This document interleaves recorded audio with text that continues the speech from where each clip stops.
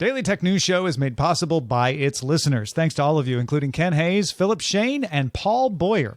Coming up on DTNS, why are UK folks canceling streaming services? Is in-person shopping beating online shopping? And you are now free to scrape public websites. Is that a good thing? This is the Daily Tech News for Tuesday, April 19th, 2022 in Los Angeles. I'm Tom Merritt. And from Studio Redwood, I'm Sarah Lane. I'm the show's producer, Roger Chang. And joining us, Bloomberg Tech editor and host of the Text Message podcast, Nate Lanxon. Welcome back. Thank you so much for having me. Thank you for being here. We have got some good stuff to talk about. Let's start with a few tech things you should know.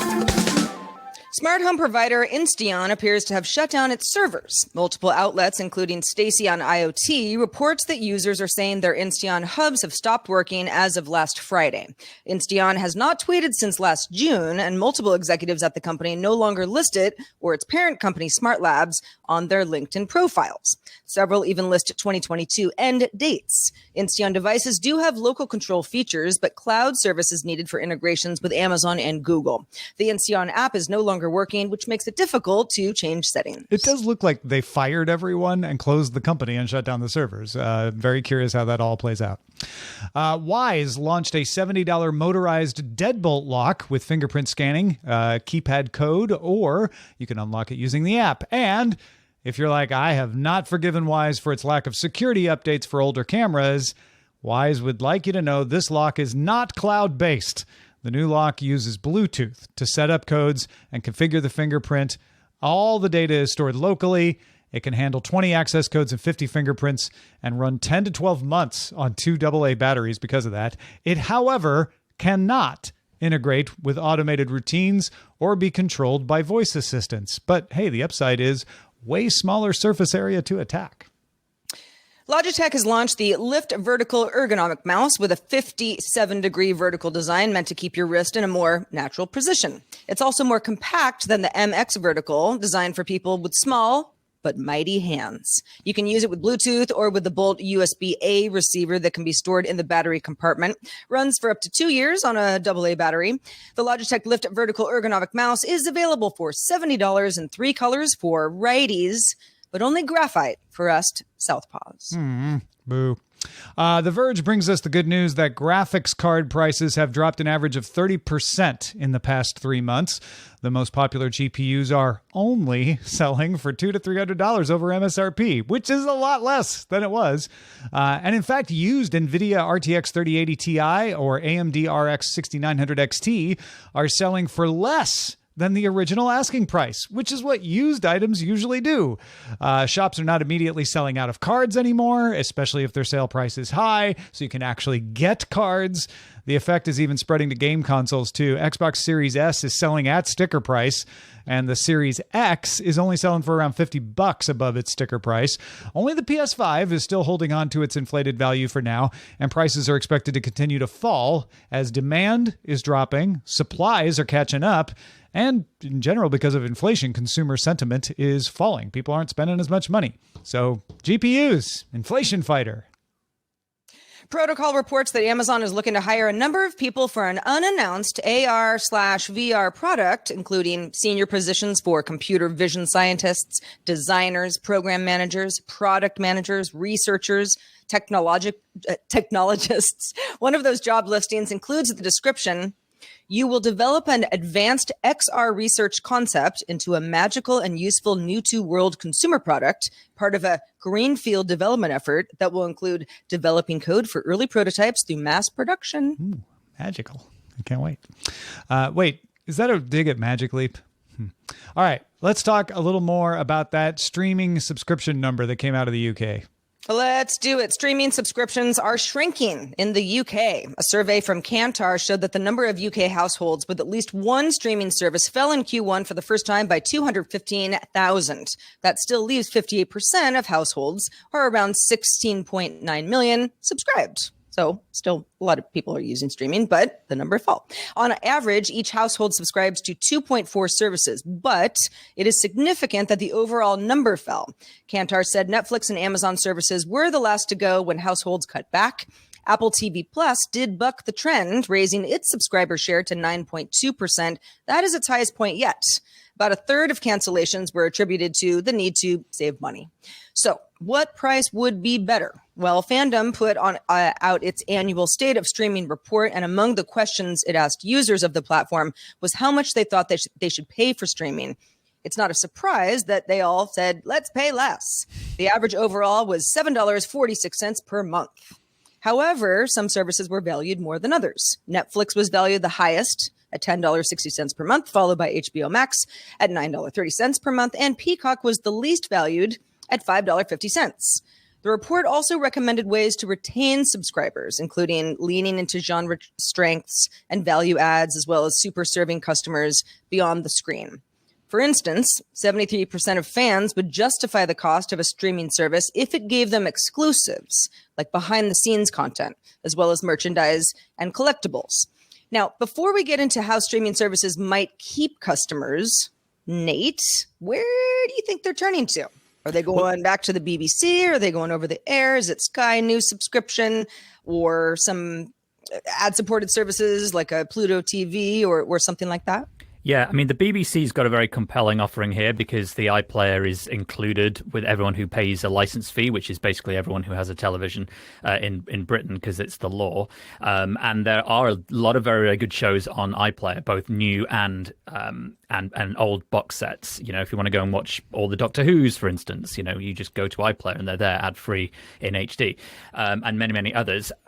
I also have fallen into this category because I've cancelled subscriptions this year, partly to do with the overall cost, but also just kind of having a bit of a step back purge of everything that we're paying every month for. There's only so many hours in the day, and we just didn't need all of these streaming services. I personally watch almost no Netflix. I know that might sound strange, but I've increased the amount that I spend on an Audible subscription because I read significantly more. So we've got rid of Disney Plus, we got rid of Apple TV, but then there was a new season of the morning show that we wanted to watch, so I resubscribed to Apple TV, and then I thought, well, there's actually a trick here. You just wait for the seasons to finish and then go back to that service and watch them all in 1 month. And that way you can sort of just every month, you just change which service you're on. And while you're never therefore bang up to date with everybody, I mean, who cares? There's other things to talk about in the world, like the weather and podcasting. Yeah, and it's not like there's anything illegal about doing that. No, not everyone's going to, but it's a rolling contract, so why not? And that's worked really, really well. I mean, yes, it doesn't save huge amounts, but psychologically, it's a massive saving.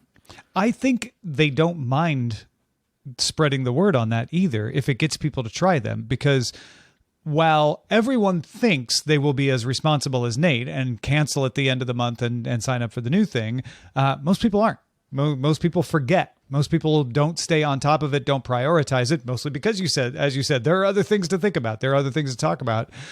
So getting people in the idea of like, yeah, I'll just sign up to binge this and then cancel isn't bad for the streaming services. My interpretation of what's going on here is we had the phase where everybody was creating streaming services because nobody really knew where we were going with them and what would work. Then we had the phase of everybody signing up because they felt like they had to have everything. And now people have realized, okay, I don't think I need this one, or I can do what Nate's doing and just sign up when I need to watch something and then cancel, or just rejecting ones. You're like, yeah, it's not really for me. I think we're going to continue to see streaming services differentiate themselves to try to hold on to core audiences. And we'll see a few streaming services go out of business because of this. But this is a natural phase. It is. And one very, very quick thing that I will just throw out there that's quite specific to the UK right now is that energy bills have risen by about 50% this month across the entire country. And so ever since the beginning of the year, when this was announced, everyone's been like, okay, how do we save some money? Otherwise, we will literally have no money left at all. Yeah. So it's an easy thing to cut.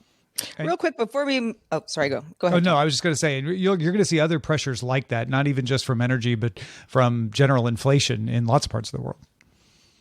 Before we move on to our next topic, Tom talked about the UK subscription numbers a little bit more with Charlotte Henry on her podcast at The Addition. Check it out at theaddition.substack.com. Yeah, that was a fun conversation. Highq Labs uses public data to analyze employee attrition. Attrition meaning like employees leaving a company. Which companies retain their employees, which don't. As part of its data collection strategy, it scraped public data from LinkedIn to estimate how many people are reporting on LinkedIn that they're joining or leaving various companies. It only accessed data made public by users, the same thing you or I could access by just going to linkedin.com in our browser. However, it did it in an automated way, so it was able to take in a lot more data than you or I would be able to if we just went there in our browsers. LinkedIn's terms of service, however, prohibit such automated scraping of data unless you're on their whitelist. Google, for example, is on the whitelist because they want search engines to index the public stuff. Highq was not. So, in 2017, LinkedIn blocked Highq from accessing its site and filed a lawsuit. LinkedIn argued that Highq had violated the U.S. Computer Fraud and Abuse Act. That act, among other things, prohibits accessing computer systems without authorization. And LinkedIn argued that Highq was not authorized to scrape data. The Ninth Circuit Court, however, ruled in favor of Highq in 2019, noting that the CFAA does not prohibit a company from scraping data that is publicly accessible on the internet. The court wrote that, quote, there is little evidence that LinkedIn users who choose to make their profiles maintain an expectation of privacy with respect to the information that they post publicly. In other words, we don't see any evidence that when someone posted on the internet, they didn't expect anyone to scrape it. LinkedIn appealed that decision to the U.S. Supreme Court.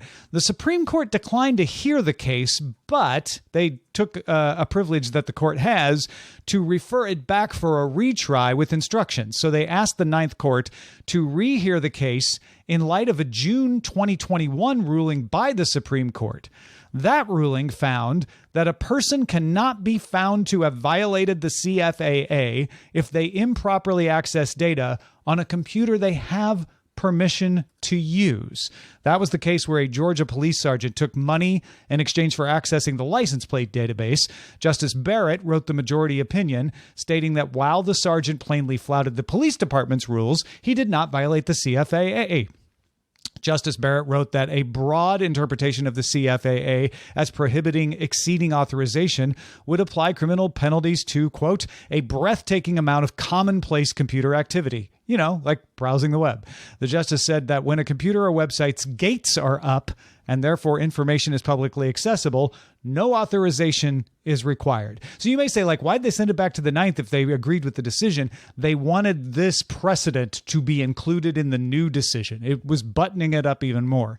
The Ninth Court reaffirmed its earlier decision, now bolstered by that Supreme Court precedent, saying that the concept of without authorization does not apply to public websites.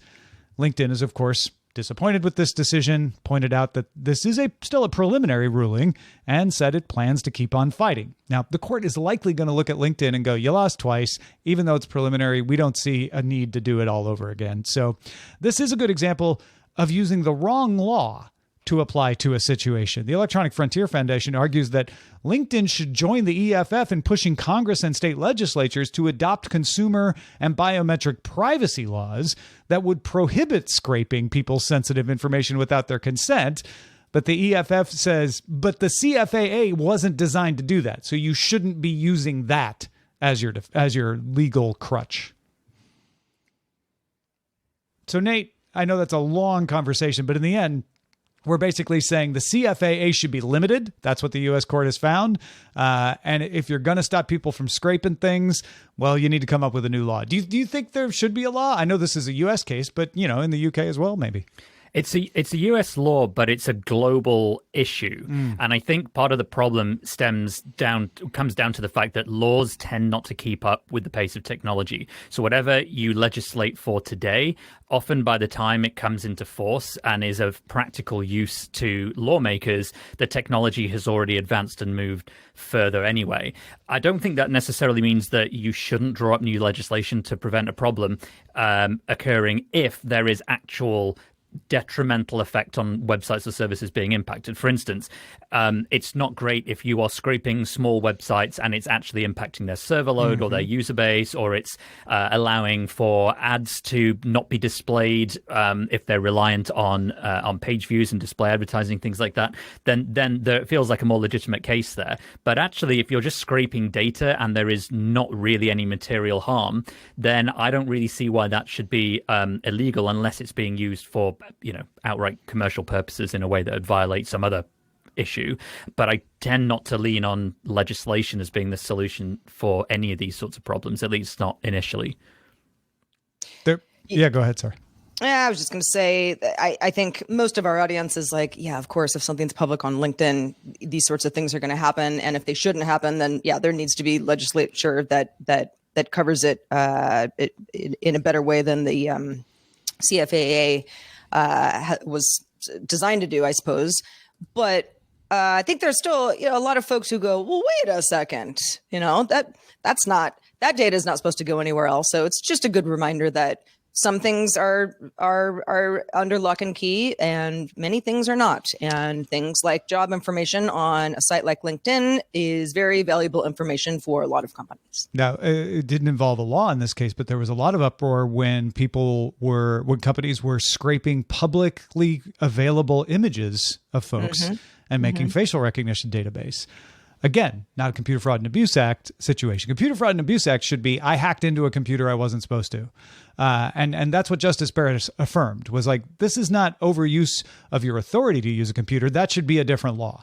This is, did I break in? And I'm glad that that's been clarified. But everyone's fine with public scraping until there's a public scraping case they don't like. And so I think there does need to be some careful consideration of when is automated so much more efficient at getting this data than you or I would be publicly, that there is a legitimate difference. And how does the law account for that in a way that isn't tailored to a specific thing? You can make a law against scraping facial recognition, but if somebody will come up with some other thing that you're like, but we didn't think about that. So there needs to be some kind of principle that just says scraping at this level or scraping this kind of information, personal information without consent, something like that maybe would go into a legislation. Mm-hmm. Well, folks, if you've thought of the answer to this, please email us. We would like to hear it. Actually, email your local representative or MP as well. But our email address, we don't know theirs. Our email address is feedback@dailytechnewsshow.com. Back in the early days of COVID-19 lockdowns, good old 2020, or now if you're in Shanghai, there was a lot of discussion about how so many people staying at home might shift the balance permanently to e-commerce. Obviously, e-commerce saw a huge rise. And at some point, people returning to the outside world was going to swing things back to the physical. No matter how much of a swing it would be, it was going to happen. Well, we have some data showing it might be a little bit bigger swing than some of you may have suspected. The Wall Street Journal's overview shows that MasterCard reports this March was the first month since November 2013 that e-commerce sales declined on the year. Now, they're only down 3.3%, and you could argue that they spiked so much during the pandemic. Of course, they're going to go down. Meanwhile, sales at brick and mortar rose 11.2% in the same month.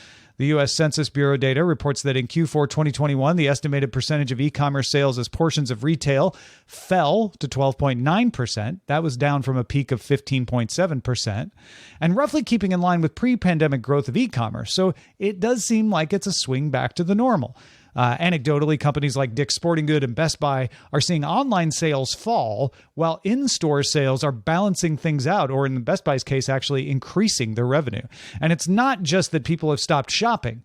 Monthly visits to indoor malls grew almost 17% in March over February. Open air marketplaces, roughly 18 to 26%. And for the first time since 2017, retailers opened more physical stores than they closed. First time since 2017. So really changing some trends that were going the other way before COVID even existed. Is it just that people are dying to get back out of the house into the real world? Is this going to level back out? Is it a problem with supply chains that makes it more satisfying to actually look at what's on the shelf than to go through the cart only to find out it's out of stock? Is inflation having an effect? And people just feel better, like maybe they can get a better deal if they shop around in person than clicking about online where you're not sure if you're actually seeing the right price. Nate, what do you think? What's your guess on this?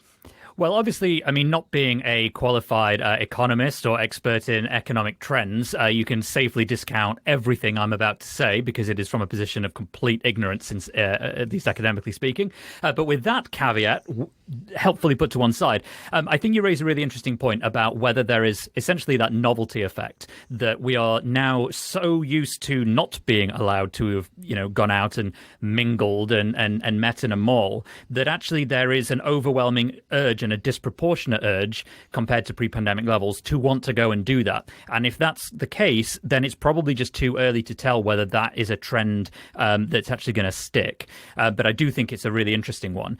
The other side is whether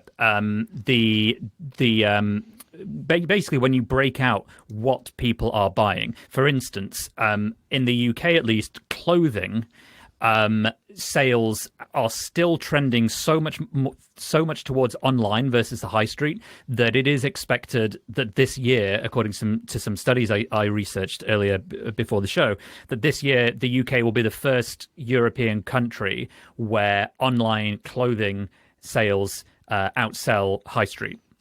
And bricks and mortar stores. And that'll be the first time it's happened in a European country. And that's despite trends going in very similar ways to what we've seen in the United States. So I do think that there are several factors here. I do think obviously overall other economic factors, whether it's impacts from things like the war in Ukraine, whether it's COVID, whether it's extended lockdowns and supply chain stuff, meaning there are fewer things for people who want to buy. There are a lot of things going on, which is to say that I kind of feel that we need to look at these on a 3-year versus 3-year basis rather than year over year or even quarter over quarter. But I also just don't see the high street and bricks and mortar stores going away because they are just so much more convenient. And right now, there's loads of empty ones that people can snap up for a bargain price. And that's certainly been happening in the UK as well. And as you've noted, that's been happening in the US as well. So there is loads of factors. It means it's super interesting, but I don't honestly think we're going to get any definitive conclusions on this, at least for another 12 months, is my massively ignorant opinion on what's happening. It's not ignorant. It's a very good opinion. Yeah, I just speaking from personal experience, when we were in more of a lockdown part of COVID, not that the pandemic is over, certainly not, but when things were really a lot more shut down, I could, with a few exceptions, I could live my life out of my little cottage. Everything could be delivered to me, pretty much anything I wanted. And that was a great thing. And it made a lot of sense. I don't want to live that life, though.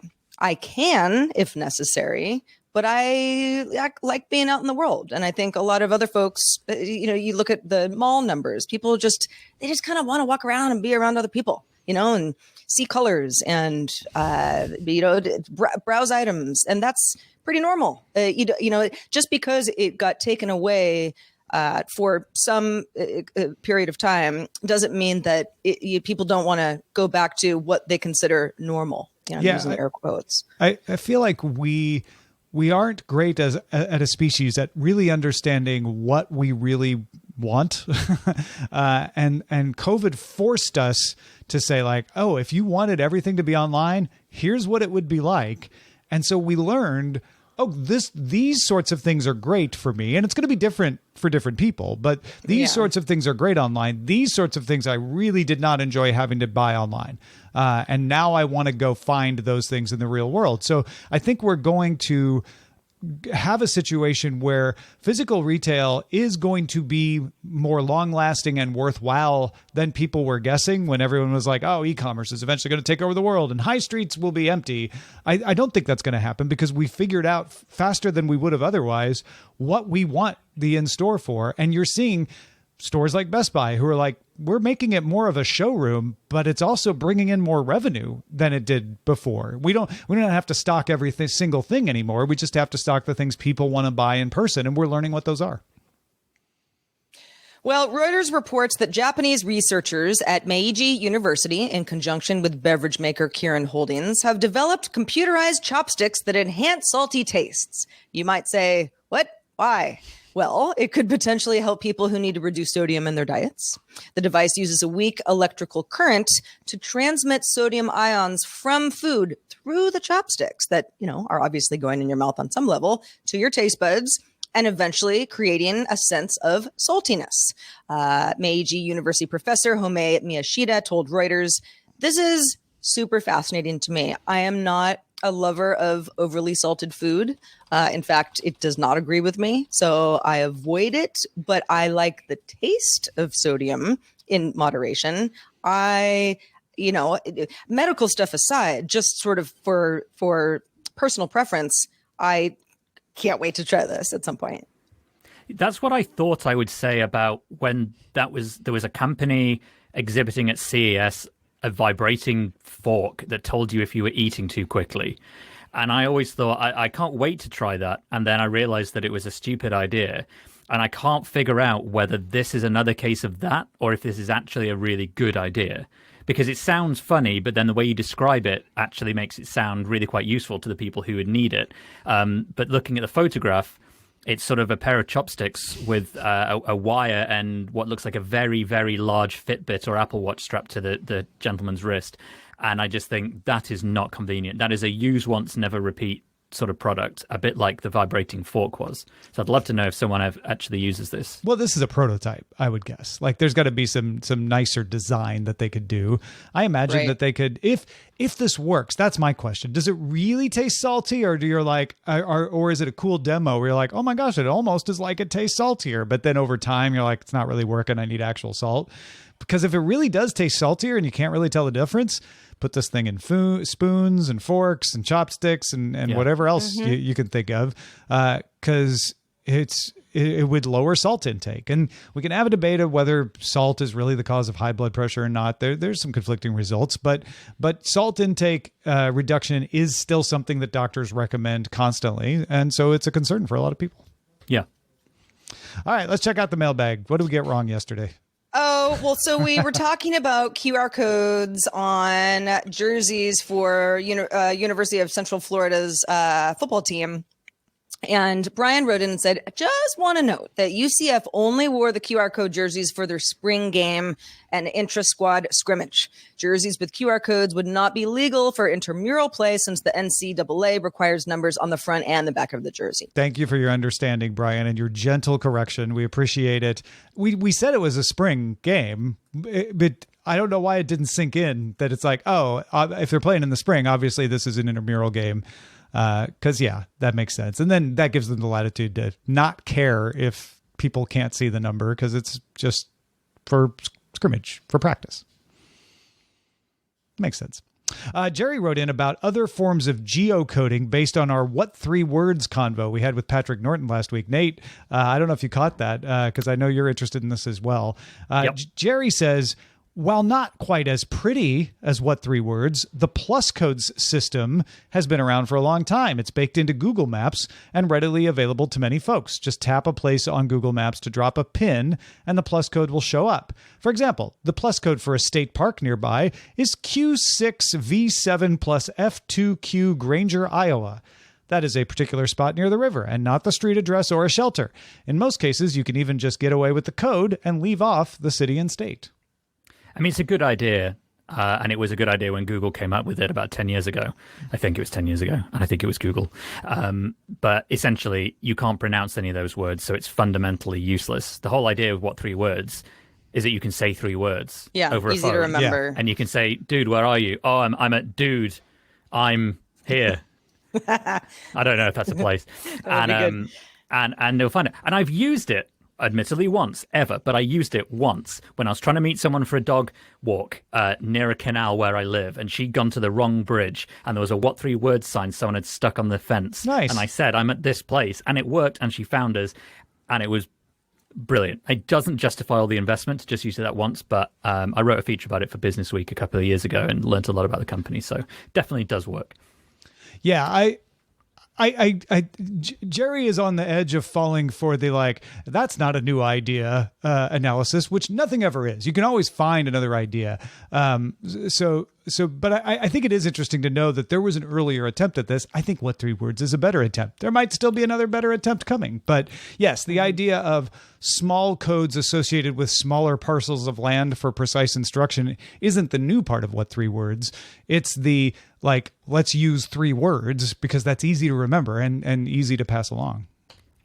I thought What 3 Words did predate because it's the it may have actually. I don't really the know. OLC. Yeah. I feel like it did, but I need to check. Mm-hmm. Yeah. Anyway. All right. Well, thank you, Jerry, though, for reminding us about plus codes. Appreciate that.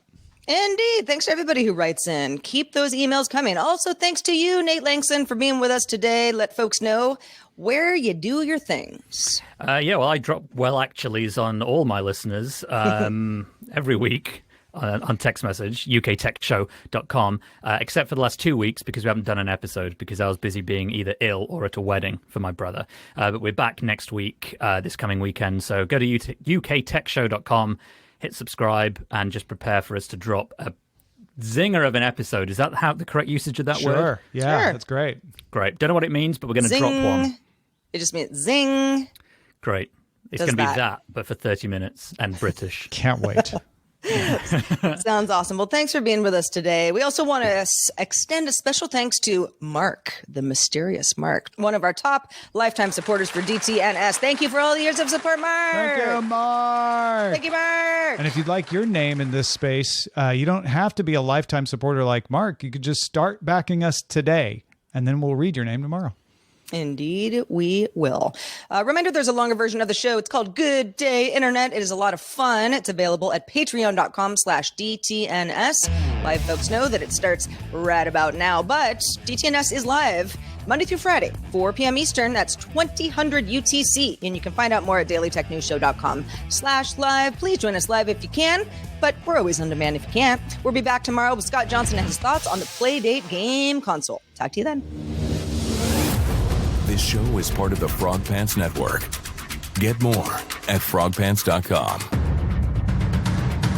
Diamond Club hopes you have enjoyed this program.